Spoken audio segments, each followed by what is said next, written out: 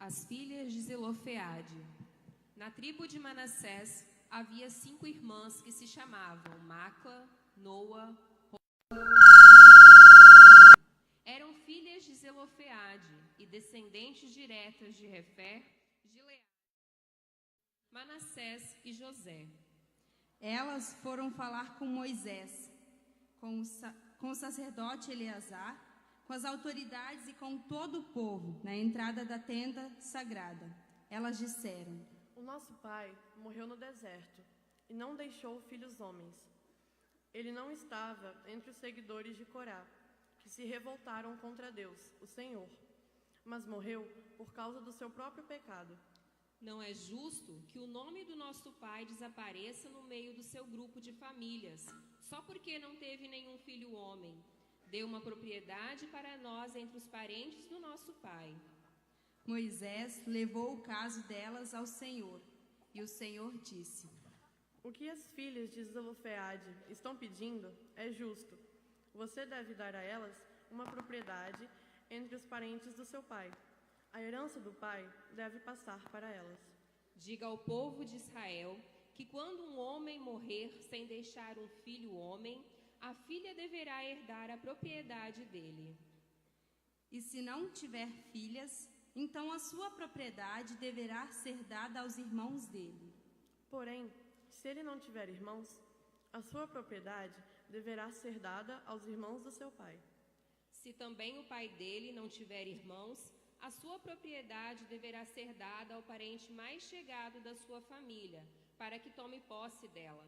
Os israelitas devem obedecer a essa lei, como eu, o Senhor, tenho ordenado a você, Moisés. Até aqui, nossa leitura de hoje de manhã. Alguém aqui já tinha lido Números antes? Além da pastorada, diáconos e catequistas e missionários. Né? Isso aí, tem umas mãozinhas. Então, quem já leu, e a partir de hoje, a gente sabe que o livro de Números não fala sobre matemática, né? Isso já é um bom começo. O livro de Números é o 4º livro do Antigo Testamento. É a crônica da viagem de Israel, do Egito, até a Terra Prometida. Ele é um livro de leis. Fala sobre a aplicação dessas leis e sobre os ajustes necessários para que elas pudessem ser executadas com justiça. Números começa com um censo de homens com mais de 20 anos de idade. Esses homens com mais de 20 anos eram contados para que pudessem se tornar guerreiros, ir para a guerra. Além de apresentar as leis, Números também apresenta um novo arranjo social. As tribos começaram a morar e viver em tendas. Com o censo do início de Números, se iniciou então, foi feita a divisão da herança entre as tribos e os seus descendentes. Isso tudo aconteceu lá no meio do deserto, em cerca de 1410 a.C. Faz um tempo, né? No capítulo que antecede o texto que nós ouvimos, é feita uma segunda contagem do povo. E o que acontece ali de novo, assim como tinha acontecido lá em Números 1? Quem é que ficou de fora? Quem lembra do texto que ouvimos? Quem ficou de fora? As mulheres? Vamos começar, contaram os homens jovens até 20 anos, a partir de 20 anos, e faltou o tal do Zelofeade, que nome bonito, né? Já pode servir de inspiração se alguém engravidar, tiver filho nos próximos tempos. Zelofeade. Se rolar um menino aqui talvez a gente pense nisso. Faltou o tal do Zelofeade. Ele era da tribo de Manassés e não apareceu na conta, porque ele tinha morrido e não tinha deixado filhos homens. E de acordo com a lei, sem filhos homens não tinha herança. Mas aí as suas filhas, ele tinha 5 filhas mulheres, se encheram de coragem e foram falar com Moisés. E olha só, tem um detalhe interessante. Quando elas vão até Moisés, elas chegam diante da autoridade máxima do povo. Junto dele estava o seu sacerdote os anciãos e todo o povo se reunia na frente da tenda para ver o que estava acontecendo. Então não foi um tete a tete só com Moisés, não. Elas falaram na frente de todo o povo de Israel. Quanta coragem elas precisavam para isso? E foram Macla, Noa, Hogla, Milca e Tirza. Mais um detalhe interessante na Bíblia, as mulheres nem sempre têm seus nomes ditos, citados. Mais uma evidência de que o que elas fizeram foi algo espetacular. Porque muitas vezes as mulheres tinham uma vida muito ativa na sua comunidade e os seus nomes nem sempre eram lembrados. Por isso, vamos gravar o nome dessas mulheres: Macla, Noa, Hogla, Milca e Tirza. Os nomes delas precisam ser lembrados e ditos por nós muitas vezes. A pastora Márcia, num livro do Palavra Ação, que talvez vocês já usaram nos encontros bíblicos dos grupos de jovens, diz o seguinte: quem eram essas moças? Pouco sabemos delas, mas certamente eram bastante jovens. Os costumes e a tradição diziam que as jovens casavam cedo, muitas vezes com pretendentes arranjados por acordo entre as famílias. Isso torna o acontecido ainda mais interessante. 5 mulheres jovens enfrentam as leis e as autoridades e reivindicam os seus direitos. As jovens se encheram de coragem e se aproximaram de Moisés e de todas as demais autoridades do seu povo para reclamar a terra de seu pai. Reclamando a herança, elas conseguiram um meio de vida, de se manter, e elas fizeram mais do que isso. Elas não mudaram a lei só para si, elas mudaram a lei para todas as que vieram depois delas. Deus é claro quando Ele responde para Moisés: o que elas estão pedindo é justo. Vamos falar isso todo mundo junto?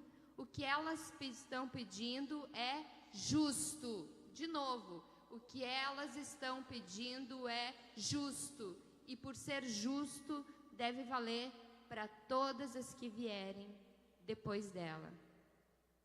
Essas jovens mulheres foram protagonistas de algo grandioso para o seu tempo e podem ser inspiração para nós hoje. Elas precisaram reunir toda a coragem para se colocar diante das autoridades de seu tempo, requerer algo tão improvável: mudar a lei. Elas nos ensinam que o desejo por justiça nunca é vão, por mais difícil que pareça a concretização de seu pedido.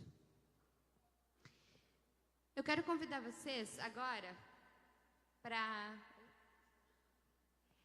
refletir em pequenos grupos, que vocês conversem sobre esses 5 nomes. Se vocês as conhecem, essas mulheres, e quem são? Grupinhos de 3, assim, por proximidade. Quem são essas 5 mulheres? São 10 horas. Tudo às 10. É no meia hora nós temos ainda, né? Os nomes das outras, os textos delas. Tá aqui do lado. Deixa eu separar aí. É demais. Imagina. Juntas a gente é demais. Separada um pouco.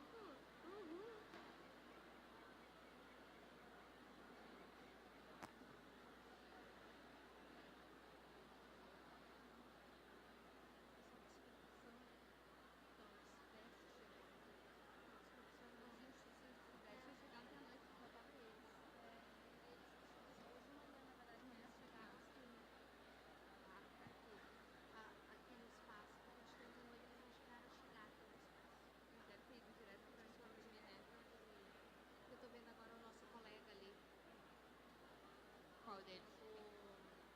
O Everton, final Ruedas. E aí, quem é que a gente conhece? Maria da Penha, muito bem. Quem mais?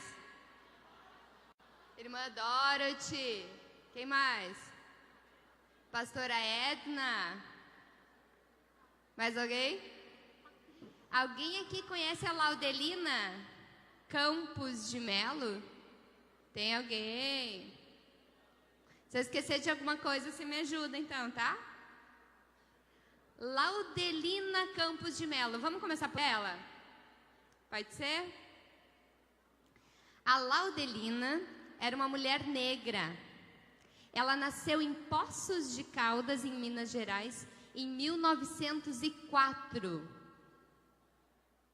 Isso, vamos concentrar, galera. Já acordaram a Lúcia, ó. A Elise. A Lúcia é minha filha mais velha, viu? Mãe fica meio maluca. Mistura as filhas até quando a mais velha nem não tá junto. Laudelina Campos de Melo. Então, ela nasceu em 1904. Faz um tempinho, né? E a Laudelina, ela é filha de empregada doméstica e doceira lá em Poços de Caldas. O pai era lenhador. Desde os 7 anos de idade, a Laudelina já acompanhava sua mãe no serviço doméstico.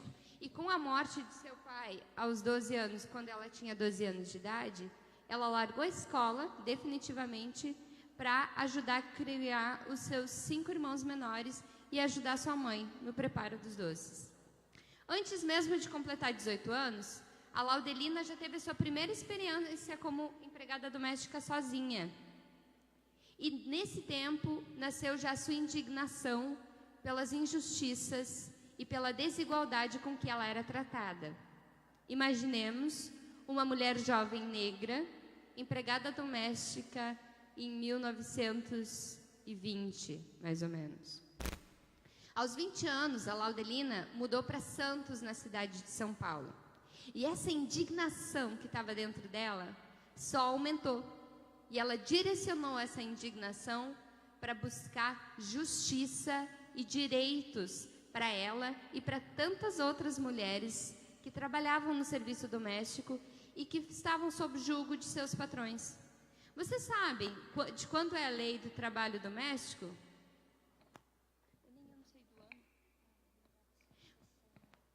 Agora foi há pouco tempo que o trabalho doméstico recebeu direitos muito próximos de outros trabalhos. Até então, o trabalho doméstico tinha trabalhadoras e trabalhadores domésticos tinham poucos direitos diante da sociedade brasileira.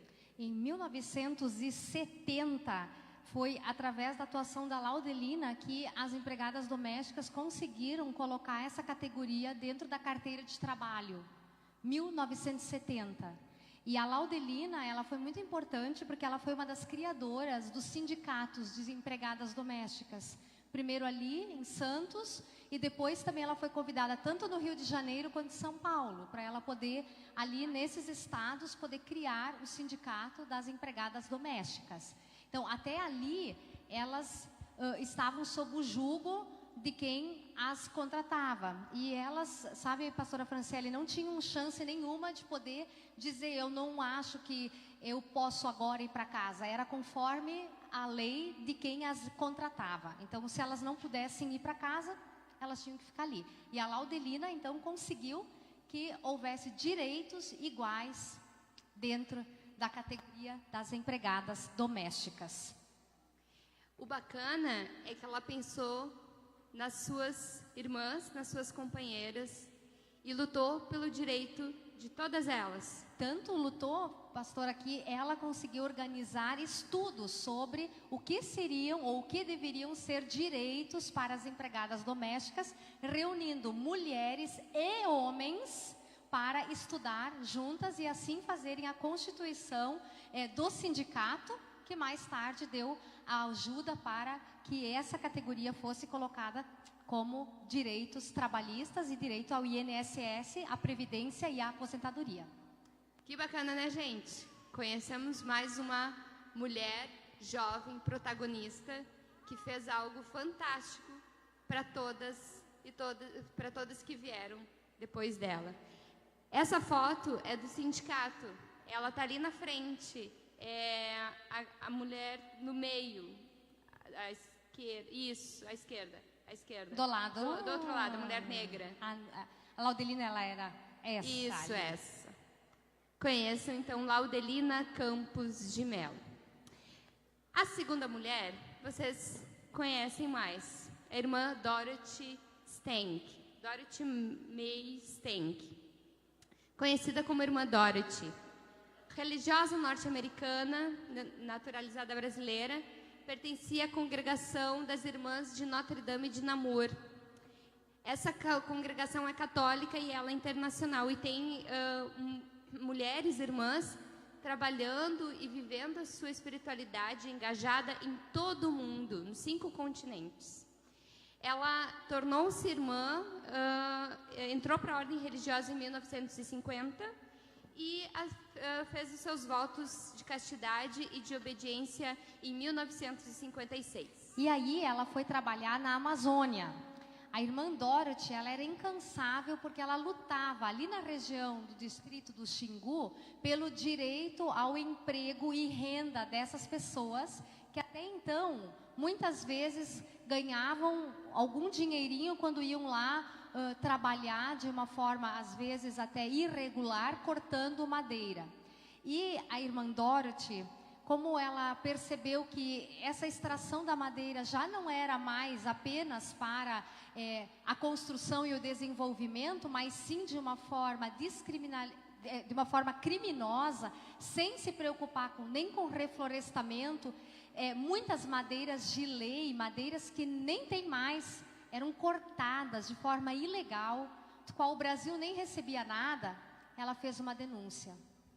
E como irmã, ela conseguiu denunciar isso para dentro também da Igreja Católica. E a CNBB, vocês talvez algumas daqui se lembram, fez grandes denúncias até em cadeia nacional sobre a situação da Amazônia naquela ocasião. E a irmã Dorothy começou a ser ameaçada de morte. A fala dela, um pouco antes dela ser assassinada, e essa fala apareceu inclusive em rede nacional, na televisão. Ela diz: não vou fugir e nem abandonar a luta desses agricultores que estão desprotegidos no meio da floresta. Eles têm o sagrado direito a uma vida melhor numa terra onde possam viver e produzir com dignidade, sem devastar. Porque ali só tinha direito aqueles e aquelas que eram os extratores. Os agricultores, eles estavam totalmente submissos, totalmente colocados numa situação sem direitos nenhum e não tinha ninguém em defesa deles. Dorothy, de forma corajosa, junto com toda a igreja dela, conseguiu uma luta incansável, mas que ela pagou foi com a própria vida. Dorothy foi assassinada. A irmã Dorothy entrou para aquela lista que a Martina apresentou ontem para a gente, de pessoas que defendem o direito e que são assassinadas em 12 de fevereiro de 2005. Ela foi executada às 7h30 da manhã, em uma estrada de terra de difícil acesso, a 53 quilômetros da sede do seu município, do município de Anapu, no Pará.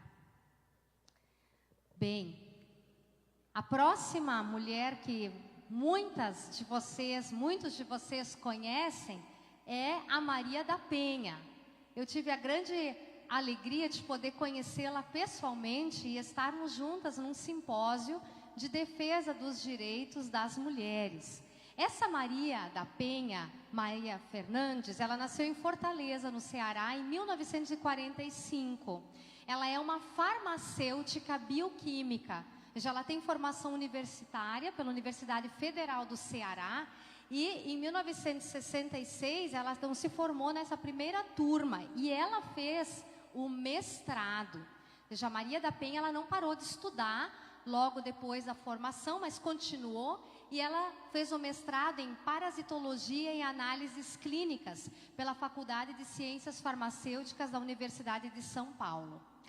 Essa mulher, ela casou-se e ela sofreu inúmeras violências domésticas. Uma delas, ela sofreu um atentado por parte do seu companheiro com espingarda. E mesmo tendo sobrevivido, e sobrevivido dessa forma que a deixou cadeirante, ele ainda investiu mais uma vez contra ela, tentando eletrocutá-la. Ela sofreu então a segunda violência de forma mais agressiva, fora as outras que ela já tinha sofrido. Além disso, as filhas dela, as filhas do casal, também sofriam violência por parte do esposo dela, pai das meninas. A Maria da Penha, ela fez o que talvez algumas de nós fariam hoje. Mas naquela época, não tão fácil. Ela foi denunciar. E aí ela enfrentou um grande problema, porque não se conseguia acreditar nela. Certamente era história de uma mulher inventando contra o seu esposo. Ela então escreveu um livro e ali ela pôde contar toda aquela violência que ela sofria. Foi dessa forma, na verdade, que a Maria da Penha foi ouvida, e não em si pela lei. Por isso, por esse livro, por toda a atuação dela, ela tinha vários mecanismos de como fazer as divulgações. O Brasil, ele chegou a sofrer uma sanção internacional por causa da violência praticada contra a mulher e por não haver punição clara aqui no Brasil. Foi ela, então, a Maria da Penha, que conseguiu criar a famosa, conhecida Lei Maria da Penha, que muitas vezes nós só ouvimos este nome e não ligamos diretamente a essa mulher lutadora que não estava preocupada apenas com o seu sofrimento, com a violência que ela e as filhas sofriam, mas com a violência que tantas outras mulheres sofreram e infelizmente ainda sofrem. Enquanto nós estamos aqui, pastora Franciele, há mulheres em todo o Brasil e no mundo inteiro sofrendo violências. Aqui nós temos esta lei que consegue amparar não só as mulheres, não só as crianças, mas também a todas as famílias. Porque como ela diz ali na frase, homem de verdade não bate mulher. Pessoa de verdade não precisa bater em outro ser humano. A pastora Edna Ramiger. Alguém conhece ela? Levanta a mão. Colegas, agora vocês também podem, né? Conhecida nossa, aqui está ela. A pastora Edna, no dia 13 de novembro de 1982, ela foi ordenada ao ministério pastoral e ela sim passou a ser a primeira mulher ordenada da ISLB como pastora. Eu quero pedir que as pastoras, por favor, e mulheres que não estão no ministério pastoral, mas diaconal, missionário, catequético, ordenadas na ISLB, por favor, levantem-se. Por favor, colegas.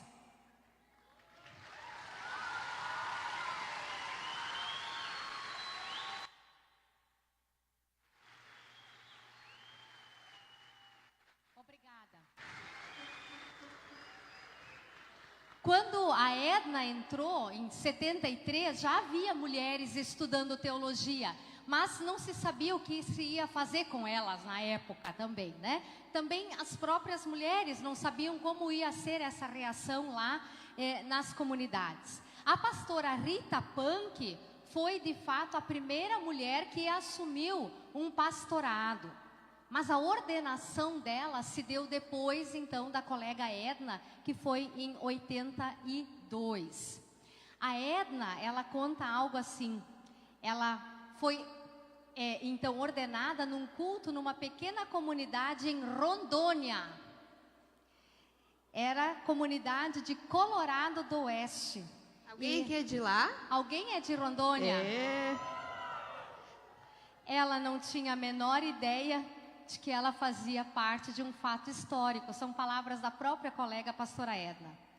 O início, então, do ministério dessas mulheres, né, não se deu com uma política elaborada pela igreja, mas sim com o fato de que pudessem estudar teologia e aos poucos, então, elas também foram assumindo o ministério pastoral nas comunidades, conquistando espaço e abrindo espaço para outras mulheres. O ministério ordenado na igreja, hoje, fala da própria pastora Edna, é exercido por mulheres e homens. E tem, entre tantas outras, a tarefa muito especial e também difícil de orientar a comunidade a ser igreja, a viver como o verdadeiro corpo de Cristo. Essa tarefa foi a mais difícil, a mais desafiadora, de muitas alegrias e também decepções durante o meu ministério pastoral, escreve a pastora Edna. A gente toma algumas coisas como natural, né? Mas a luta do Ministério Ordenado de Mulheres é grande. E ainda é algo pelo qual a gente precisa batalhar. De ter bebês presente, quando a mamãe está trabalhando, também é algo que precisa ficar bem natural entre nós, né?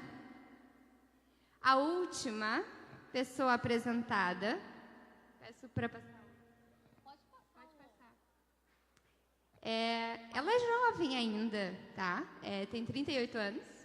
É alguém da geração de pastora Anaísa e minha, na época de Conage, de Juventude Evangélica. Faz pouquinho tempo atrás. Bem pouquinho só. Alguém conhece ela daqui? Alguém conheceu ela na discussão do grupo? Então, a gente vai apresentar ela com as palavras da própria Patrícia, tá? A Patrícia pertence atualmente à paróquia de Cuiabá, no Mato Grosso. E ela tem um orgulho em fazer parte da comunidade desta igreja, que ensinou a ser uma cristã e amar ao seu semelhante, assim como a Deus. A Patrícia, ela é luterana por opção. Ela diz o seguinte: há alguns anos eu conheci alguns amigos que eram da ISLB e através deles, então, comecei a participar das atividades da igreja como membro ativo da comunidade. A Patrícia, ela também diz: me recordo como se fosse hoje, quando fiz parte do CONAGE. E por 2 mandatos consecutivos fui eleita coordenadora desse conselho. Fui a primeira mulher a ocupar esse cargo. Fui a primeira negra a estar como presidente, como coordenadora do CONAGE.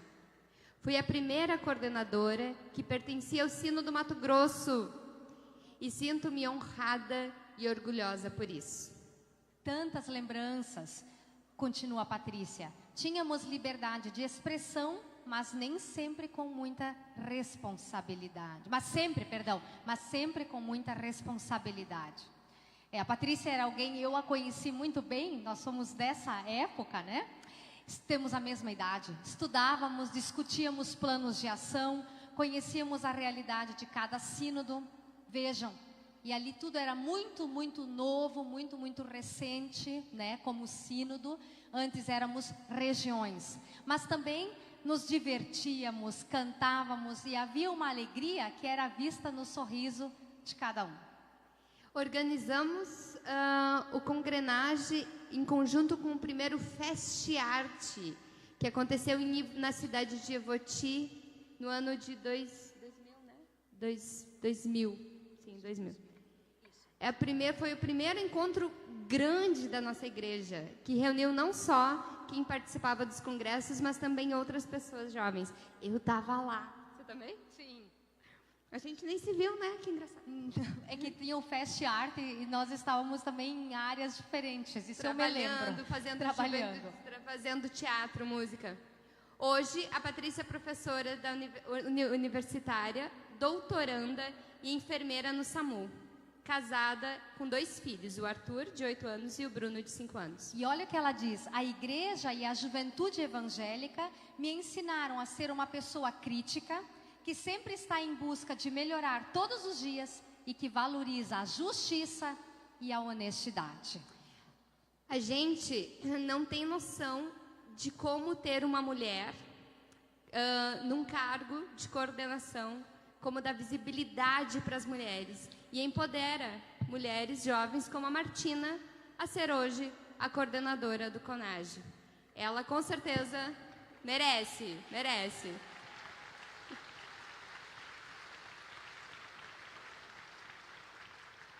ela com certeza inspirou muitas outras mulheres jovens a assumir cargos de responsabilidade dentro da igreja. Agora a gente vai fazer uma conversa por proximidade com as seguintes perguntas. Pode passar mais um, por favor. Grupinhos de três pessoas. Conversem um pouquinho sobre essas questões.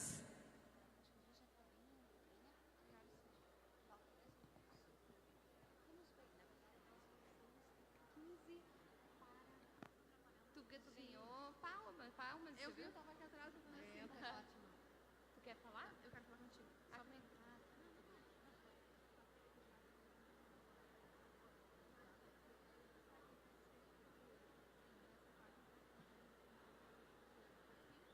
Ministras titulares e 5 suplentes, responsáveis pela orientação teológica da consultoria, observando a alternância entre sínodo, questão de gênero, eu botei ministério. Não tá aqui dentro, mas fala. Eu não sei como não tá aqui dentro. E aqui nessa outra, então, tá a questão da função. Tá? Que eu destaquei. Esse aqui é o artigo que fala sobre a função. Ok. Tá? Daí pode ficar com isso. Beleza. É minha, Obrigada. depois eu te devolvo. Tá. Bom dia. Meu posto de trabalho. A gente só tá fazendo.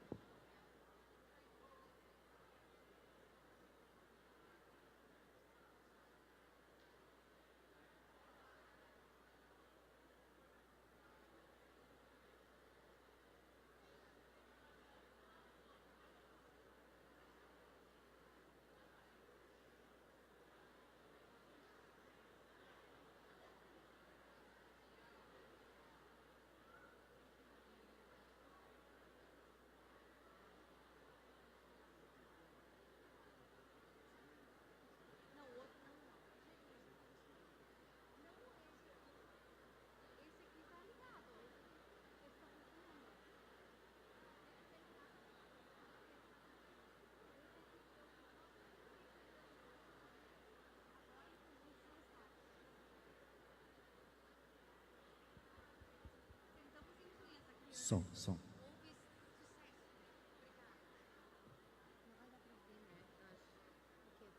Acho que não, Fran. Talvez a gente pergunta e ele...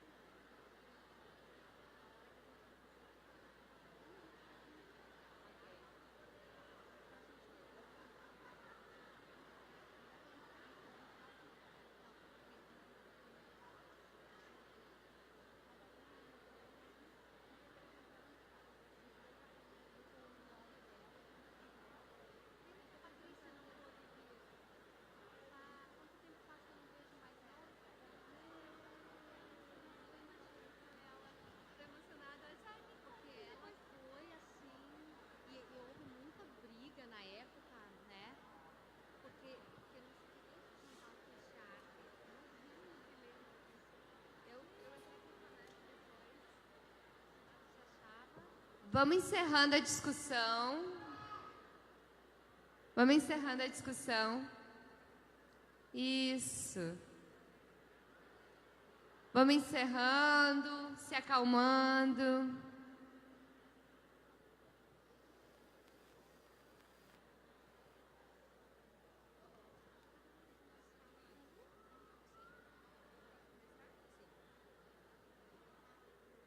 Vamos acalmando.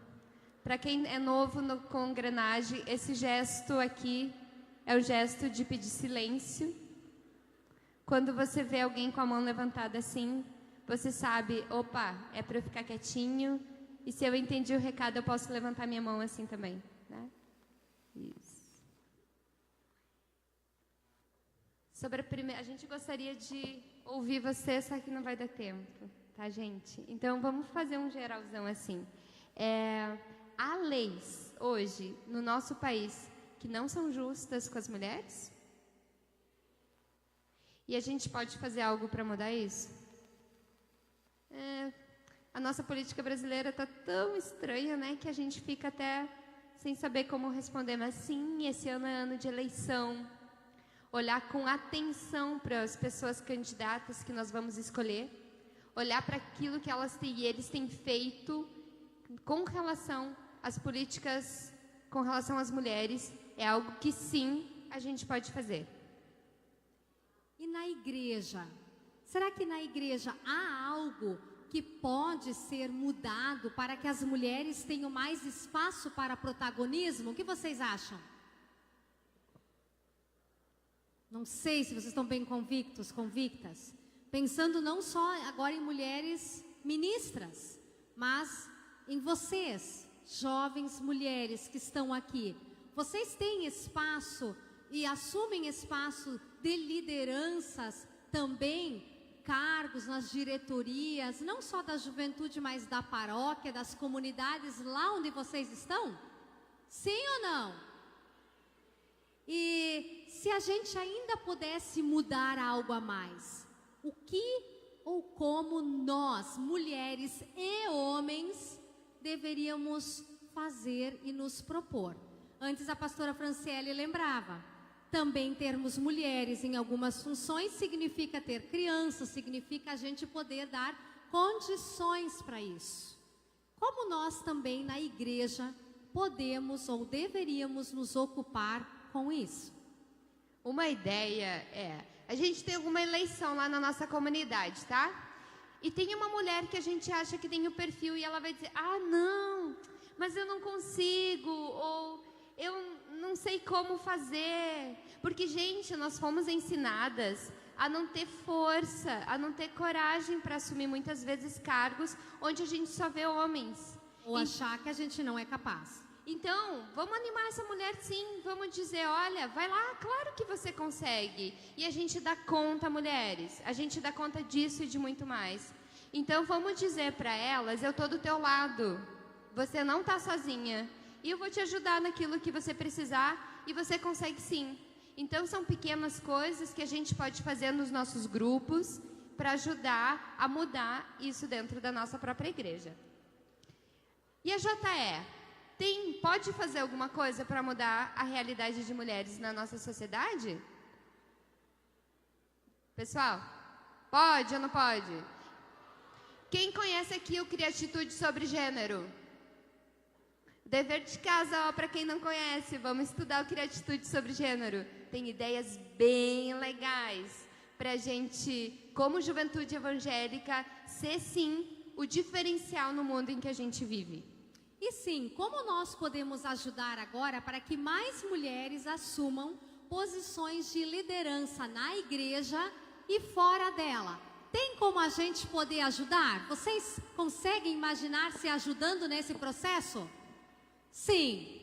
Então, quem sabe nas horas do intervalo seria um bom assunto para a gente conversar e podermos nos articular como homens e mulheres nessa construção, assim como foram aquelas 5 mulheres da Bíblia lá de Números que se articularam muito bem para poder lutar por justiça para todas as pessoas. Eu só queria chamar a atenção para uma coisa, e para isso eu peço a atenção de todo mundo. Vocês lembram ontem de tarde, quando as soberanas vieram aqui para o palco? Tava quase todo mundo aqui, né? Vocês, como eu, ouviram os... Opa, não consigo assoviar. Ouviram? Ah, é engraçadinho assoviar quando mulher passa, né? Eu ouvi um até, delícia, vindo lá do fundão. Gente, a gente está falando de mulheres, não de comida. A gente está falando de mulheres jovens que têm a coragem de assumir algo e elas não precisam que a gente fique assoviando. Meninos, uma dica, mulher não gosta disso não, tá? A gente gosta de respeito, a gente gosta de empoderamento, a gente gosta que nos respeitem como a gente são. Então começa por aqui, tá, galera? Começa por aqui, são as nossas atitudes aqui no Congrenagem. Nós queremos agora ter nosso momento de oração e vamos convidar quem puder, quem se sentir à vontade, pode se colocar de pé.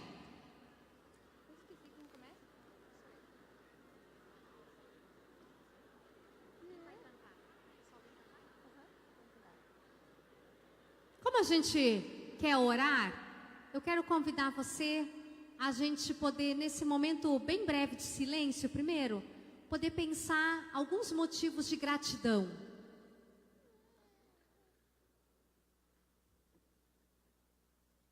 E também alguns motivos pelos quais nós gostaríamos de pedir e interceder.